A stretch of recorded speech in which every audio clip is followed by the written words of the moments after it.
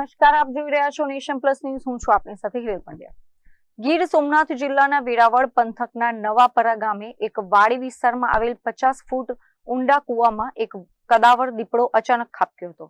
દીપડો કૂવામાં પડ્યો હોવાની જાણ થતાં જ વેરાવળ વન વિભાગનો સ્ટાફ રેસ્ક્યુ ઇક્વિપમેન્ટ અને પાંજરા સાથે તાત્કાલિક ઘટના સ્થળે દોડી ગયો હતો. ગીરના સરહદી વિસ્તારોમાં અવારનવાર ખોરાક અને શિકારની શોધમાં વન્યજીવો સીમ અને વાડી વિસ્તારો તરફ ચઢી આવતા હોય છે. ગત મોડી રાત્રે અથવા વહેલી સવારે નવાપરા ગામના સીમ વિસ્તારની એક વાડીમાં શિકારની પાછળ દોડતી વખતે અંધારામાં અવાવરું કૂવો ન દેખાતા આ દીપડો સીધો અંદર ખાબક્યો હતો. સવારે જ્યારે ખેડૂત પોતાની વાડીએ કૂવા તરફ ગયો ત્યારે અંદરથી દીપડાના ઘુડકાટ સાંભળીને તેના હોશ ઉડી ગયા હતા. ખેડૂતે વન વિભાગને સતર્ક કરતા જ ફોરેસ્ટ ઓફિસરોનો કાફલો સ્થળ પર પહોંચ્યો હતો. દીપડાને રેસ્ક્યુ કરવા માટે વન વિભાગે કૂવાની ભૌગોલિક સ્થિતિનો તાગ મેળવ્યો હતો.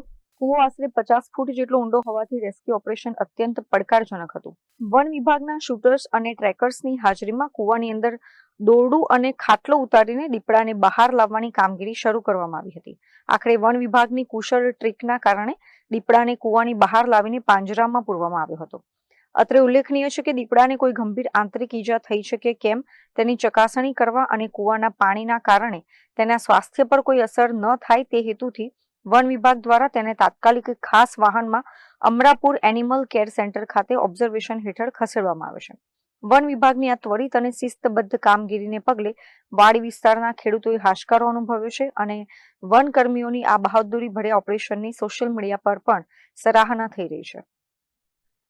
Mahesh Dodiya, Nation Plus News, Gir Somnath.